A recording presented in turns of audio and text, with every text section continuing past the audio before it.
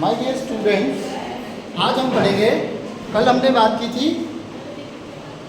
Carbocation, carbanion, free radical, right. As you know, सबकी stability, सबका formation, सबका structure आपको पता चल चुका है। आज हम पढ़ेंगे 3 reactive reaction intermediate. First carbene, second nitrene and third benzyne. Carbene, nitrene and benzyne, ठीक है। तो ओनली एक्चुअली आपको एक किस्सा सुनाता हूँ। जब हम एमएससी में एडमिशन लिए थे तो रैगिंग हुआ करती थी तब। तो एक सुपर सीनियर थे, रिसर्च स्कॉलर थे, तो उन्होंने मेरे से ही सवाल किया था, ऐसा कोई कंपाउंड बताइए कार्बन का जिसमें कार्बन की वैलेंसी 2 होती है। मुझे नहीं आता था, शायद आपको भी नहीं आता होगा। कोई कंपाउंड ऐसा, कार्बन की वैलेंसी कितनी होती है? 4 है, ठीक है। हालांकि सवाल में थोड़ी सी गलती है, लेकिन क्लिक करने की बात, ठीक है। ये पूछना चाहिए कि ऐसा कुछ बताइए जिसमें कार्बन की वैलेंसी कितनी होती हो? 2, ठीक है। तो ऐसा कुछ होता है carbene. Carbene is reactive reaction intermediate. लिखेगा what is carbene? Carbene is reactive reaction intermediate in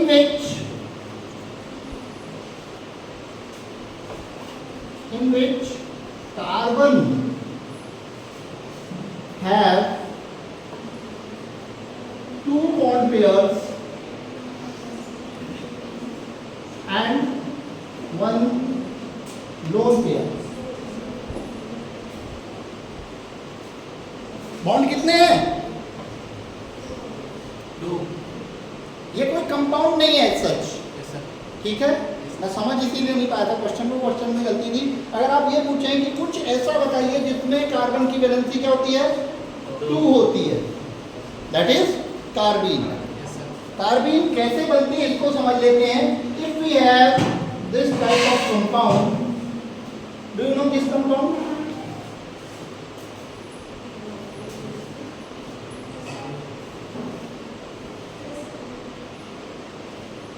chloroform, CHCl3, chloroform, ठीक है। इस कंपाउंड को अगर हम स्ट्रॉन्ग बेस के साथ ट्रीट करते हैं, स्ट्रॉन्ग बेस मतलब OH- भी हो सकता है, कोई और भी हो सकता है, स्ट्रॉन्ग बेस से ट्रीट करते हैं, तो बेस क्या करते हैं? H पॉजिटिव ले लेते हैं। आ जाओ बेटा, H पॉजिटिव ले लेते हैं, यानी कि ये इलेक्ट्रॉन इधर चले जाएं बॉन्ड के, तो यहाँ क्या आएगा? नेगेटिव। यहाँ क्या आएगा? H positive and OH negative will form H2O, H and OH। H2O में क्या होता है? H and OH ही होता है ना, ठीक है। और यहाँ बचेगा क्या? यहाँ बचेगा CCl3-।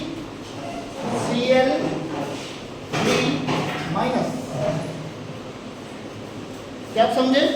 H चला गया क्योंकि H ने अपने इलेक्ट्रॉन इधर दिए, H बना H पॉजिटिव। H पॉजिटिव और OH नेगेटिव मिलके बन गया H2O, ठीक है। अब यहां बचा नेगेटिव, ठीक।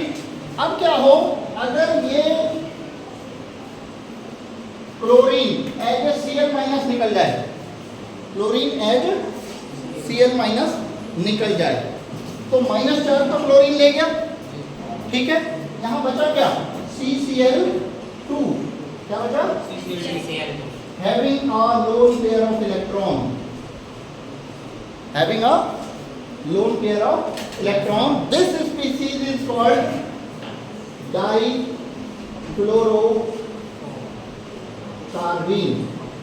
इसको क्या बोलते हैं? डाइक्लोरोकार्बीन, ठीक है। ठीक हो गया। डाइक्लोरोकार्बीन में आप क्या देख रहे हैं बेटा? 2 बॉन्ड बनाए हैं कार्बन ने, किसके साथ? क्लोरीन के साथ। और एक क्या है? लोन पेयर कहाँ से आया? देखिए इसके पास अभी कितने इलेक्ट्रॉन थे? 8। कितने थे? 2 इस बॉन्ड के, 2 इस बॉन्ड के, 2 इस बॉन्ड के और 2 नेगेटिव चार्ज के। अब नेगेटिव चार्ज तो ले गया फ्लोरीन, ठीक है, इलेक्ट्रॉन नेगेटिव चार्ज का मतलब 2 इलेक्ट्रॉन फ्लोरीन ले गया, इसके बाद बचे कितने होंगे? 6 इलेक्ट्रॉन्स ना, तो 2 तो इन बॉन्ड्स के फॉर्म में और 2 ये लोन पेयर के फॉर्म में। तो what is the definition of carbene? Carbene is a reactive reaction intermediate in which carbon have 2 bond pairs and 1 lone pair. Is that be right? ठीक है। और कैसे बनता है कार्बीन? कार्बीन बनने का एक तो तरीका है, क्लोरोफॉर्म से इजीली हम कार्बीन जनरेट कर सकते हैं। आपने एक रिएक्शन पढ़ी होगी बेटा, रीमर-टीमन रिएक्शन पढ़ी है? पढ़ी है ना, सबने पढ़ी है। रीमर-टीमन रिएक्शन का जब मैकेनिज्म करते हैं ना, मैकेनिज्म, रिएक्शन मैकेनिज्म पढ़ते हैं, तो पहले हमें ये बनाना पड़ता है, और ऐसे ही बनाते हैं। ऐसे क्लोरोफॉर्म पे OH माइनस की रिएक्शन होती है, ये बनता है, फिर Cl निकलता है, कार्बीन बनती है, डाइक्लोरोकार्बीन, और डाइक्लोरोकार्बीन फिर फिनॉल में रिएक्ट करती है, फिर फिनॉल से बन जाता है क्या? सैलिसिल्डिहाइड। क्या बनता है? रीमर-टीमन रिएक्शन में यही तो होता है। तो डाइक्लोरोकार्बीन इज अ रिएक्शन इंटरमीडिएट। और ये जो देखो अभी हमने देखो ये पढ़ा, एक क्या CH3 फ्री रेडिकल पर पढ़ा, ठीक, एक पढ़ा CH3 पॉजिटिव, ठीक, एक पढ़ा CH3 नेगेटिव, ठीक है। ये सभी क्या थे? Reaction intermediate. इन सब में सबसे ज्यादा अनस्टेबल कौन होगा? सबसे कम लाइफ टाइम होता है इसका, सबसे हाईली रिएक्टिव होता है। क्यों? बॉन्ड्स की कमी होती जा रही है। देखो कार्बन कितने 4 बॉन्ड बनाता है ना, यहाँ कितने हो गए? 3, रिएक्टिव हो जाएगा, ठीक है। सब में 3 हुए ना, यहाँ तो कितने बचे? 2 ही बचे थे, और ज़्यादा रिएक्टिव हो जाएगा, हाईली रिएक्टिव रिएक्शन, ठीक है। अब और कैसे बनती है? This compound CH2 double bond CO, this compound is called ketene. इस कंपाउंड का नाम क्या है? कीटीन, ठीक है। अगर इसमें से ये पार्ट निकल जाए, ये पार्ट एलिमिनेट हो जाए, तो क्या बनेगा? CH2 प्लस CO, और CH2 में क्या बनेगा? एक लोन पेयर, ठीक है। तो this is what? Carbene. Actually carbene इसी को कहते हैं, ये तो डाइक्लोरोकार्बीन थी। कार्बीन क्या होती है? CH2 and 1 lone pair is carbene. समझ में आया कार्बीन? आई थिंक आप लोगों ने कार्बीन पहले पढ़ा नहीं होगा कभी भी। कार्बोकेटायन आपने पढ़ा, कार्बोनायन आपने पढ़ा, फ्री रेडिकल पढ़ा, कार्बीन पढ़ा था? नहीं पढ़ा था। तो कार्बीन क्या कठिन है? नहीं है एट ऑल। आपने क्या याद रखना है? 2 bond pairs and 1 lone pair. Is that be okay? 2 bond pairs and 1 lone pair होगा तो वो कार्बीन होगी। कार्बीन बनाने का एक और वे है जो कि कीटीन से बना सकते हैं हम। किससे बना सकते हैं? कीटीन से, ठीक है। इसके अलावा हम बना सकते हैं trichloro CCl3 COO minus, this is trichloro acetate. Trichloro acetate, trichloro acetate में से ये CO2 एलिमिनेट हो जाए और Cl माइनस एलिमिनेट हो जाए। CO2 CO2 एलिमिनेट कर दें तो क्या बचेगा? ये बचेगा CCl3। उसी तरीके से जैसे ये CCl3 था में माइनस, CCl3 माइनस बचेगा, उसमें से फिर क्या निकाल देंगे? Cl minus. तो क्या बचेगा? Cl minus. क्या बचेगा? CCl2 डाइक्लोरोकार्बीन, ठीक है। डाइक्लोरोकार्बीन बनाने के 3 वेज हैं, from chloroform, from trichloroacetate and from ketene. These 3 ways are used to prepare dichlorocarbon. That be okay? Yes, sir. ठीक है, आगे बढ़े। Yes, sir. Now we are coming on to the Right. structure of carbene. Structure of carbene.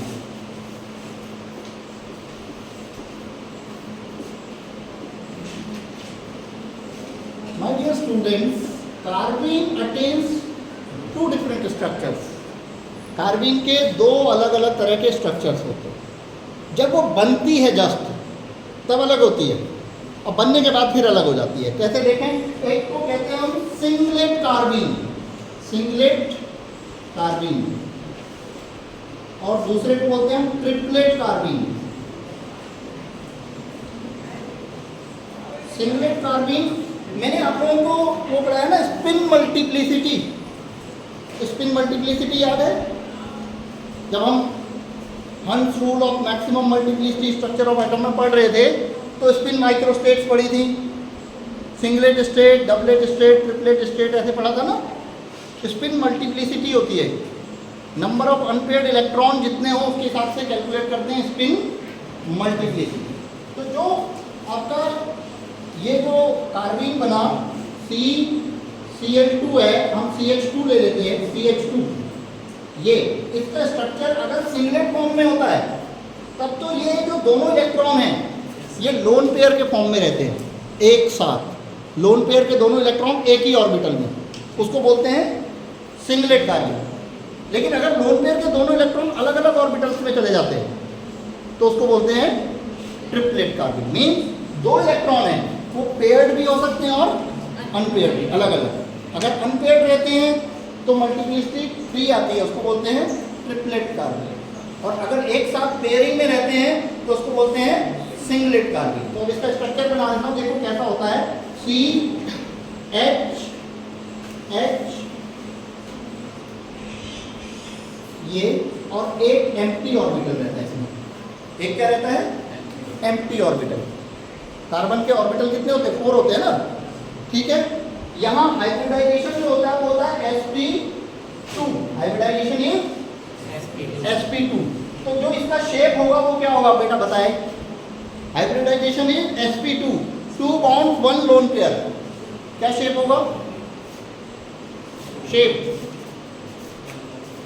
Shapes मैंने आपको निकालना बता रखा है, आप देख के भी बता सकते हैं। क्या शेप होगा? वी शेप्ड और बैंड, एक ही कहते हैं ना, वी शेप्ड या बैंड। दिस इज बैंड या वी शेप, ठीक है, जब सिंगलेट होता है। लेकिन जैसे ये सिंगलेट कुछ टाइम एग्जिस्ट करता है तो ये बन जाता है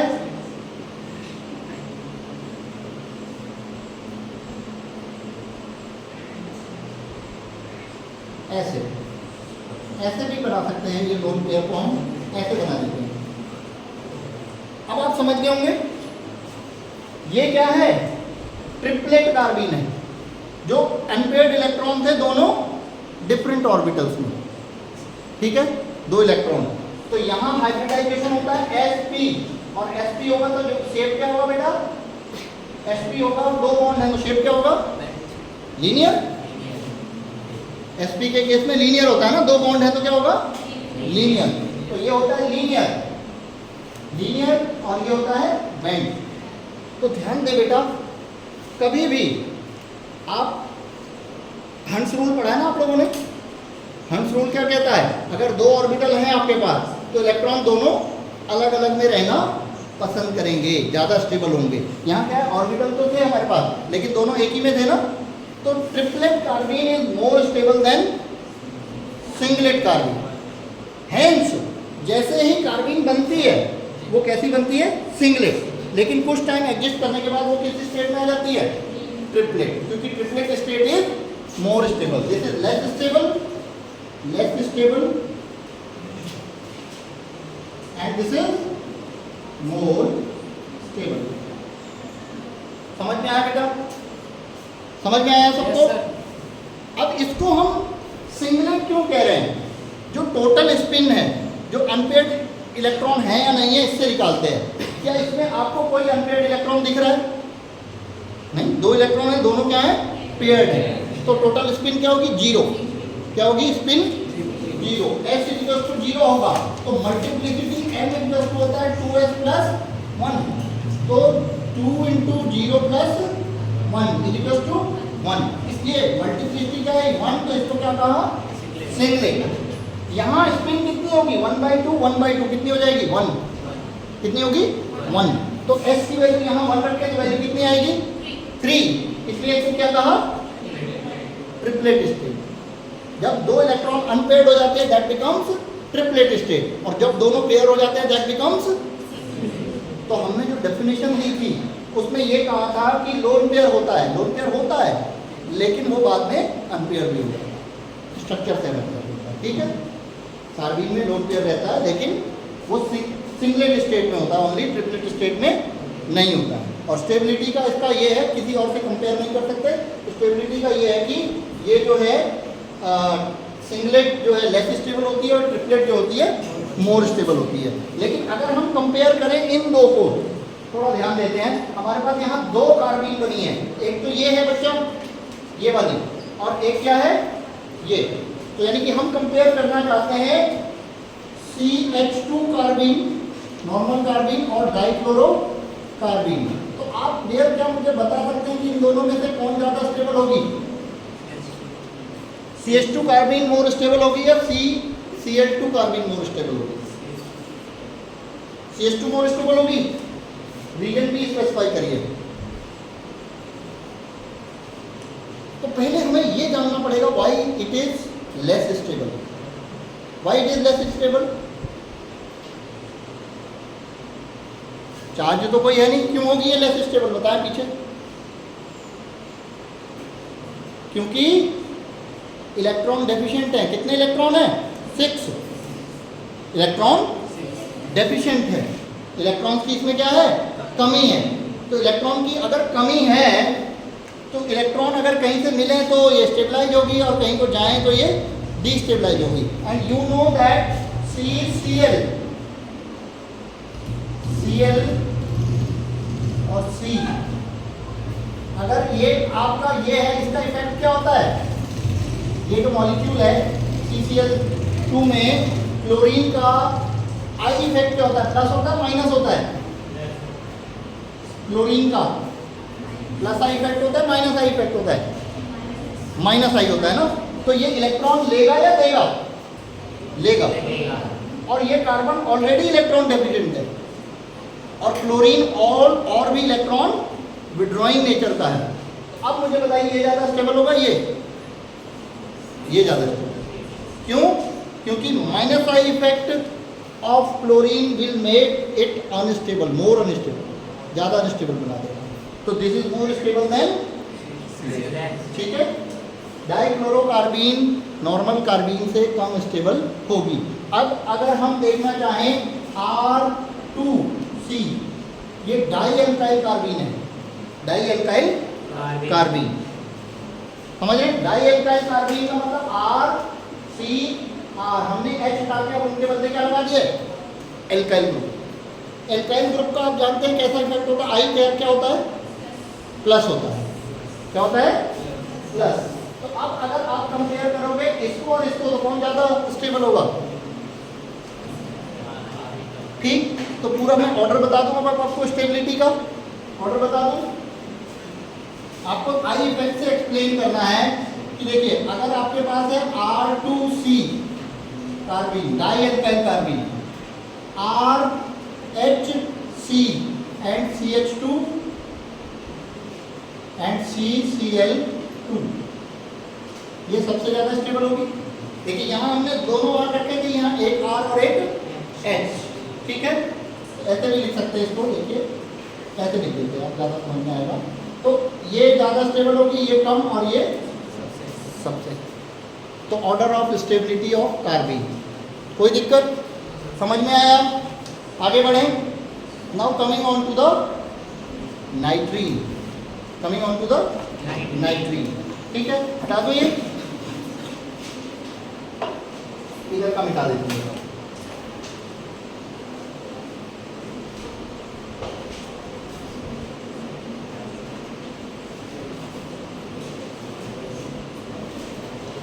अब देखिए इंटरेस्टिंग बात बताता हूँ। आप देखिए CH4 है ना, methane.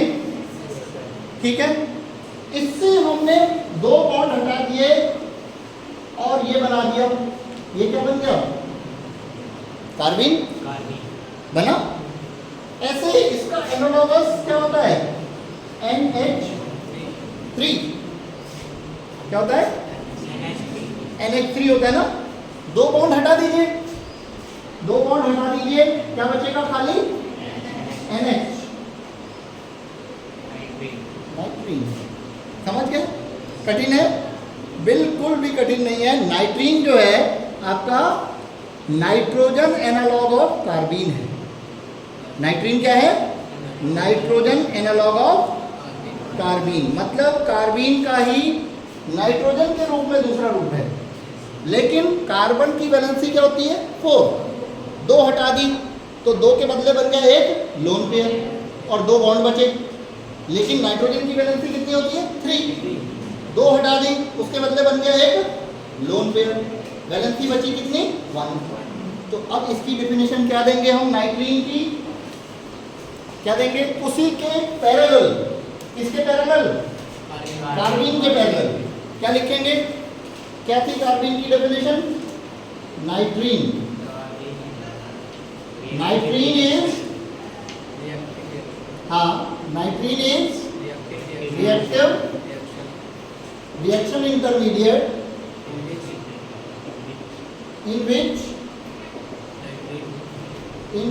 nitrogen have one bond pair and one lone pair. It is nitrogen analog of carbon. Carbene का ही नाइट्रोजन के रूप में दूसरा फॉर्म। ठीक है, समझ में आया? इसीलिए नाम भी इसका क्या है? मिलता जुलता है एकदम, बिल्कुल मिलते जुलते नाम से हम इसको लेते हैं नाइट्रीन को। ठीक है, कोई दिक्कत? कोई दिक्कत नहीं। जैसे अब इसका बनता कैसे है ये देख लें। ये बनता, ये तो हमने हाइपोथेटिकल लिखा है ना, ऐसे बनता कैसे है? अगर हमारे पास हो RNH उसी के जैसे बनाएंगे। अगर हम इसको स्ट्रॉन्ग बेस से रिएक्ट करा दें, स्ट्रॉन्ग बेस का मतलब OH माइनस, तो OH माइनस यहाँ से क्या ले जाएगा? H प्लस, H प्लस निकलेगा तो यहाँ N माइनस रह जाएगा। ये कैसे होगा? देखिए, इसको ऐसे बना देता हूँ मैं। ये H यहाँ था, अगर ये अपने इलेक्ट्रॉन दे दे तो ये क्या बन जाएगा? H positive, H positive and OH negative will form H2O। यहाँ बचेगा RN माइनस Br। ठीक है, पीछे दिख रहा है बेटा? पीछे दिख रहा है? पक्का? नहीं दिख रहा है? थोड़ा बहुत दिख रहा है। अब इसमें से अगर Br माइनस भी निकल जाए तो क्या बचेगा? यहाँ RN नाइट्रीन, इसको कहेंगे एल्काइल नाइट्रीन, एल्काइल नाइट्रीन। समझ में आया? एक बॉन्ड पेयर और एक लोन पेयर। कोई डाउट है? अब एक्चुअली एक लोन पेयर इसमें ऑलरेडी होता है। सॉरी, यहाँ पे एक गलती है बेटा, एक गलती हो गई मुझसे, ध्यान रखिएगा। वो क्या? नाइट्रोजन में एक लोन पेयर तो ऑलरेडी होता है, आप जानते हैं, वो तो रहेगा ही ना। देखिए यहाँ पे अमोनिया में, नाइट्रोजन में एक लोन पेयर तो पहले से ही होता है ना। मेरे को अभी याद आ रहा है। ठीक है, तो लोन पेयर कितने होंगे? 2।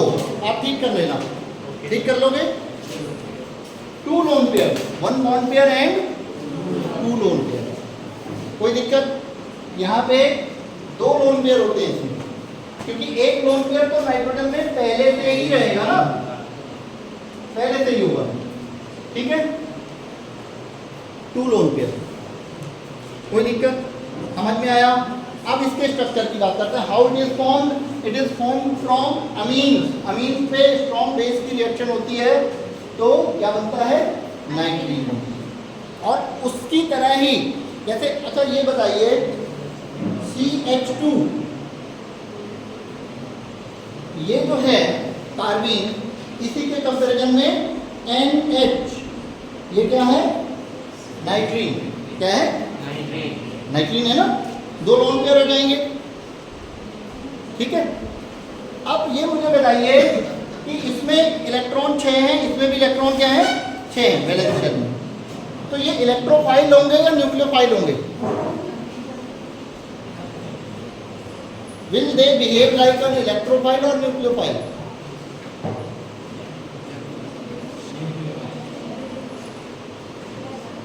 क्या होगा?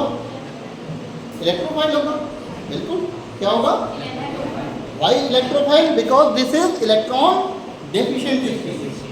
This is electron deficient. Octet complete नहीं है। मैंने एक चीज बताई, या तो पॉजिटिव जो होंगे वो इलेक्ट्रोफाइल होंगे, या वो होंगे जिनमें ऑक्टेट कंप्लीट नहीं है, ऑक्टेट से कम है इलेक्ट्रॉन। तो ये भी क्या है? ऑक्टेट से कम वाले हैं। तो नाइट्रीन भी इलेक्ट्रोफाइल होता है, कार्बीन भी इलेक्ट्रोफाइल। ठीक है, कोई दिक्कत? Now we are coming on to the structure. Structure of nitrene. यहाँ भी हाँ है, कॉल आ रही है, आने दो, अपने आप रहेगा, आने दो, आने दो। ठीक है,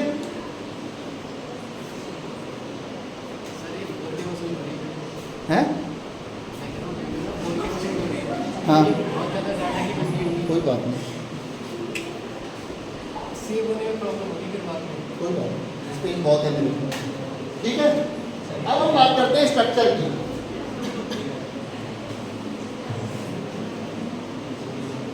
कोई दिक्कत नहीं है। स्ट्रक्चर इसका भी वैसा ही है, सिंगलेट एंड ट्रिपलेट, वही चीज करनी है, लेकिन यहाँ लोन पेयर क्या होंगे?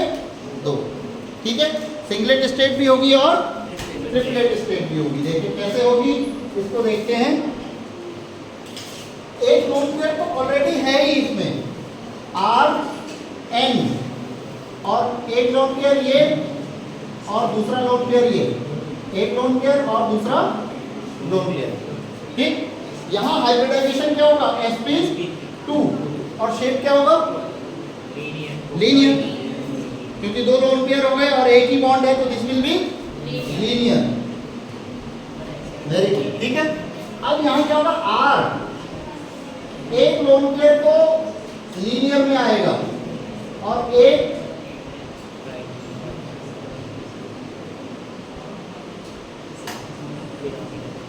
ऑर्बिटल इसमें यहाँ पे एम्प्टी था, एक ऑर्बिटल क्या था? एम्प्टी बचा था। ठीक है, तो वो एम्प्टी ऑर्बिटल, ये देखिए एक पेयर इसका क्या हो गया? अनपेयर्ड। यहाँ अनपेयर्ड इलेक्ट्रॉन क्या थे? 0। तो S0 था, तो मल्टीप्लिसिटी क्या होगी? सिंगलेट, पहले की तरह। और यहाँ अनपेयर्ड इलेक्ट्रॉन कितने हैं? 2। ठीक है, तो यहाँ मल्टीप्लिसिटी क्या होगी? ट्रिपलेट। यहाँ भी वही होगा, singlet is less stable, triplet is कभी भी हो, याद रखिएगा, ट्रिपलेट स्टेट हमेशा सिंगलेट से ज़्यादा स्टेबल होती है। क्यों होती है? क्योंकि इलेक्ट्रॉन्स के पास अगर जगह है तो वो अलग अलग ही रहना पसंद करेंगे, अनपेयर्ड। हंस रूल पढ़ा है ना आपने, हंट का नियम। इलेक्ट्रॉन यथासंभव क्या रहते हैं? अयुग्मित रहते हैं, अलग अलग रहना चाहते हैं और सेम स्पिन में रहते हैं। यही तो कहता है, इसलिए ये ज़्यादा स्टेबल होते हैं। ठीक है, triplet state is more stable. This is all about नाइट्रीन। नाइट्रीन में और ज़्यादा वेरिएशंस नहीं है। हाँ, क्या हुआ? है क्या? सॉरी, है ना, हाँ है ना, ठीक हो गया, नाइट्रीन है। ठीक हो गया। अब इसमें भी एक चीज हम कंपेयर कर सकते हैं। देखिए, एक है NH लोन पेयर नॉर्मल नाइट्रीन और दूसरा है RN एल्काइल नाइट्रीन। आप बता सकते हैं बेटा कौन ज़्यादा स्टेबल होगा? बता सकते हैं। इसका क्या होता है? लसा इफेक्ट। और ये अनस्टेबल क्यों है? क्योंकि इलेक्ट्रॉन डेफिशिएंट है। तो इलेक्ट्रॉन डोनेटिंग कोई भी ग्रुप आएगा तो वो क्या करेगा? स्टेबलाइज करेगा। तो this is more stable then this. ठीक है, वो ज़्यादा स्टेबल होगा। ठीक है, स्टेबिलिटी का होगा, कोई दिक्कत। Now coming on to the last, that is benzyne. ठीक है, बेंजाइन की बात करेंगे। बेंजाइन मैकेनिज्म आपका एल्काइल हैलाइड वाले चैप्टर में आपको पढ़ना भी है एक बार। जैसे रीमर-टीमन रिएक्शन कभी आएगी तो उसका मैकेनिज्म पढ़ोगे तो क्या बनाना होगा? कार्बीन। कभी हॉबन-हॉर्स्ट रिएक्शन आएगी तो उसमें क्या बनाना होगा? नाइट्रीन। और बहुत सारे और जो फोटोकेमिकल रिएक्शन होते हैं उनमें नाइट्रीन बनता है। ठीक है, फोटोकेमिकल रिएक्शन में बहुत सारे में बनता है। अब हम बात करते हैं बच्चे बेंजाइन की।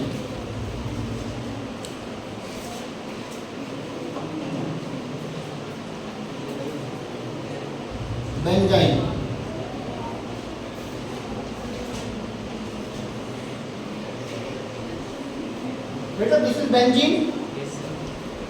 ठीक है, कोई दिक्कत इसमें समझने में? बेंजीन को तो सब जानते हैं। Yes, sir.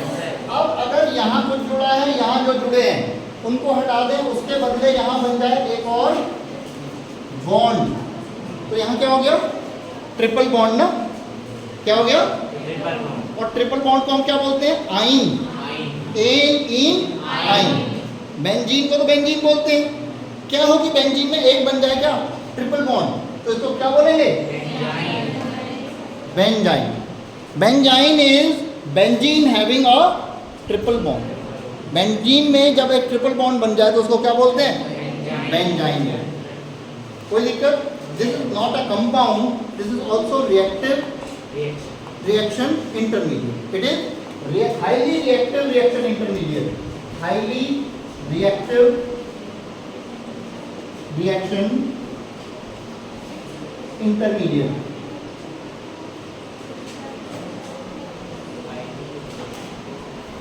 अब आपको ये थोड़ा अजीब नहीं लगता? ट्रिपल बॉन्ड वाले कंपाउंड होते तो हैं ही हैं, होते हैं ना? तो क्या सारे ट्रिपल बॉन्ड वाले compound highly reactive reaction intermediate होते हैं? ऐसा नहीं है, वो तो कंपाउंड होते हैं, रिएक्शन इंटरमीडिएट नहीं होते हैं। जैसे फॉर एग्जांपल ये क्या है?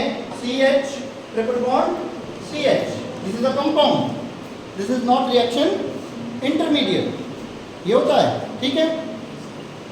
ठीक, तो यहाँ ट्रिपल बॉन्ड बनने पे हम इसको हाईली रिएक्टिव रिएक्शन इंटरमीडिएट क्यों कह रहे हैं? क्योंकि ये होता ही है पहले। अब हमें समझना है ये क्यों होता है रिएक्शन इंटरमीडिएट। अब यहाँ देखिएगा बेटा, जो बेंजीन के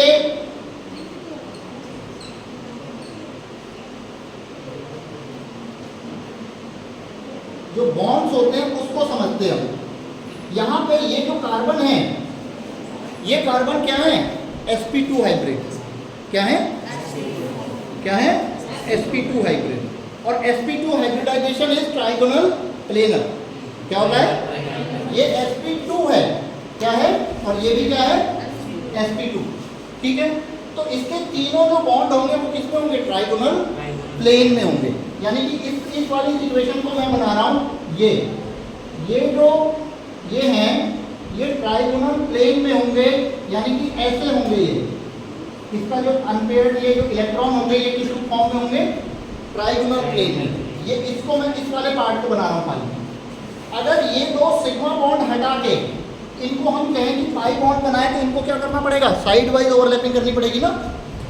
क्या करनी पड़ेगी? आप समझिएगा मेरी बात को, ऐसे समझें कि यहाँ पे एक ऑर्बिटल है जो कार्बन हाइड्रोजन बॉन्ड है, अभी यहाँ पे भी दूसरा ऑर्बिटल है। ये ऐसे करके है तिरछा, क्योंकि ये क्या है? ट्रायंगुलर 120 का एंगल होगा ना। यहाँ कैसा होगा? 90 का होता तो ऐसे होता, लेकिन यहाँ एंगल कितना? 120 है। अब जब ये हाइड्रोजन हटेंगे, ये बॉन्ड दोनों हटेंगे, तो ये इनको क्या बनाना पड़ेगा? Pi bond. और पाई बॉन्ड क्या होता है? साइड वाइज ओवरलैपिंग से बनता है। कैसे बनता है? और साइड वाइज ओवरलैपिंग तब प्रॉपर होती है जब दोनों ऑर्बिटल क्या हो? 90 डिग्री पे हो, सीधे हो। लेकिन ये सीधे हो सकते ही नहीं है। यहाँ बॉन्ड कितना होगा? 120। कितना होगा? यहाँ भी कितना होगा? 120। तो इनमें बॉन्ड तो काम चलाओ बन जाता है डियर, लेकिन स्ट्रॉन्ग बॉन्ड नहीं बनता है, इसलिए वो टिक नहीं पाता है ट्रिपल बॉन्ड। वो हाईली रिएक्टिव होता है, थोड़ी देर के लिए रह सकता है, जैसे ही उसको मौका मिलेगा तुरंत रिएक्ट करेगा, because this is a strained pi bond, STRAINED, strained pi bond. जो तीसरा बॉन्ड जो बना है इट इज अंडर स्ट्रेन, खिंचाव में है वो, क्योंकि वो ऐसे बिल्कुल 90 डिग्री पे ऑर्बिटल्स नहीं हैं। क्या मेरी बात समझ पा रहे हैं आप बेटा? अगर ये sp2 हाइब्रिडाइजेशन नहीं होता, अनहाइब्रिड ऑर्बिटल होते, पाई बॉन्ड हमेशा जो बनता है वो किससे बनता है? Unhybrid orbital. लेकिन यहाँ किससे बन रहा है? हाइब्रिड, स्पेशली बन रहा है हाइब्रिड, स्ट्रेन्ड कंडीशन में। इसलिए ये क्या होता है? हाईली रिएक्टिव पाई बॉन्ड होता है बेंजाइन का। कैसा होता है? Highly reactive. इसलिए ये कंपाउंड का फॉर्म नहीं ले सकता, ये किस फॉर्म में रहता है? Reaction intermediate. ठीक है, इसको एज ए कंपाउंड के फॉर्म में हम आइसोलेट करके स्टोर नहीं कर सकते, क्योंकि इसकी लाइफ जो है बहुत शॉर्ट लिव्ड है, थोड़ी देर के लिए रिएक्शन के बीच में एग्जिस्ट करेगा, इसलिए इसको हम क्या कह रहे हैं, रिएक्शन इंटरमीडिएट। क्या आप समझ गए? Why this is highly reactive? Due to this bond strain. Bond जो है, पाई बॉन्ड जो बना है वो sp2 हाइब्रिड कार्बन से बना है, कभी भी ध्यान रखिएगा। अब यहां देखिए, ये वाले अंदर वाले पाई बॉन्ड भी तो बनाए हैं ना बेंजीन में, अंदर वाले पाई बॉन्ड वो अनहाइब्रिड p ऑर्बिटल से बने हैं। कैसे देखें? कार्बन का सिचुएशन क्या होता है बेटा, ये होता है ना, ये है, तो sp2 हाइब्रिडाइजेशन होगा तो 3, तो ये बनाएंगे क्या, sp2 और 1 बच जाएगा। sp2 के केस में एक क्या बचेगा, अनहाइब्रिड। तो 3 बॉन्ड ये सिग्मा 1 2 3, ये किससे बने हैं, 1 2 3 sp2 हाइब्रिड से। और जो चौथा जो बचा वो क्या बना रहा है, अंदर वाले पाई बॉन्ड। पाई बॉन्ड हमेशा अगर स्टेबल बनना है तो किससे बनेगा, अनहाइब्रिड ऑर्बिटल से, क्योंकि वो 90 डिग्री पे होते हैं। अनहाइब्रिड p ऑर्बिटल क्या होते हैं, 90 डिग्री। लेकिन अगर कभी sp2 से बनना पड़ा तो वो स्टेबल कभी भी नहीं। बात समझे बेटा? पक्का? नहीं समझे? अभी नहीं समझे? ये रिएक्टिव क्यों है, समझ गए बच्चे? नहीं समझा? मैंने समझाया आपको कि ये ऐसे अगर होता तो स्टेबल पाई बॉन्ड बनता, बेंजाइन स्टेबल होती, लेकिन क्योंकि sp2 हाइब्रिडाइजेशन है बेंजीन बनने के लिए, ये ऐसे करके ओवरलैप करके बन रहा है, दूरी में है sp2 हाइब्रिडाइजेशन की वजह से, इसलिए ये पाई बॉन्ड बन तो रहा है लेकिन स्टेबल नहीं बनेगा हाइब्रिडाइजेशन की वजह से। क्या आप समझे? ये ऐसे नहीं है, जो अंदर वाले 3 पाई बॉन्ड हैं वो इस सिचुएशन में बने हुए हैं 90 डिग्री की, इसलिए वो उनमें प्रॉब्लम नहीं है। लेकिन जो बाहर वाला एक बन रहा है वो क्या है, sp2 से बन रहा है, 120 डिग्री पे दूर दूर है, फिर भी इनमें साइड वाइज ओवरलैपिंग कैसे होगी, अच्छे से नहीं हो पाएगी। ठीक है, तो स्टेबल कंपाउंड नहीं बनेगा, कोई दिक्कत। नाउ अब बेंजाइन बनता कैसे है, हाउ बेंजाइन इज फॉर्म, ये देखिए।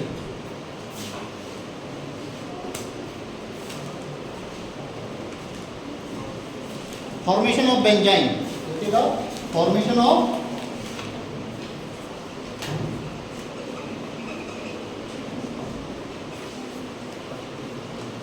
टाइम हो गया क्या बेटा?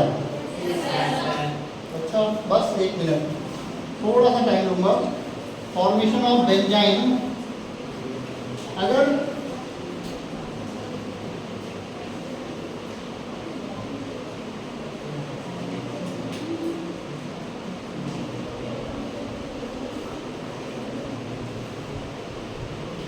देखिए यहाँ बहुत स्ट्रॉन्ग बेस की जरूरत होती है।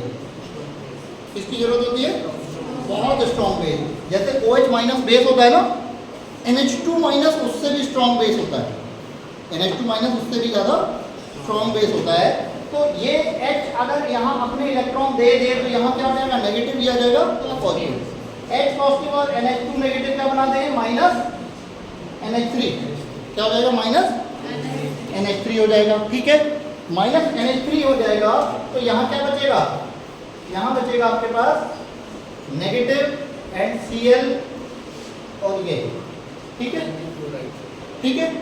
अब अगर ऐसा हो जाए कि यहाँ से Cl नेगेटिव अपने इलेक्ट्रॉन लेके चला जाए तो यहाँ पे क्या चार्ज आएगा बच्चे, यहाँ पे क्या चार्ज आएगा, पॉजिटिव, और यहाँ पे Cl नेगेटिव निकल जाएगा। Cl नेगेटिव निकल गया तो यहाँ क्या बनेगा, आपको मैंने एक चीज बता रखी है बेटा, positive negative will make a bond, तो यहाँ पे क्या बन जाएगा, बॉन्ड। ठीक है, बनेगा। तो एल्काइल हैलाइड्स में अगर स्ट्रॉन्ग बेस की रिएक्शन होती है तो बेंजाइन इंटरमीडिएट बनता है। ठीक है, क्योंकि बेस जो है यहाँ से H निकालेगा, फिर Cl निकलेगा, तो यहाँ पे क्या जाएगा, एक triple bond, this is benzyne. ठीक हो गया, कोई दिक्कत? ऐसे ही अगर ऐसा कंपाउंड हो जिसमें 2 साइड, यहाँ हो N2 पॉजिटिव, यहाँ हो COO नेगेटिव, इस तरह का कंपाउंड हो तो इसमें भी बेंजाइन बनेगी। कैसे? इधर से N2 निकल जाए, इधर से क्या निकल जाए, CO2, तो यहाँ बचेगा पॉजिटिव, यहाँ बचेगा negative, positive negative will make a bond, तो क्या निकलेगा -N2 CO2।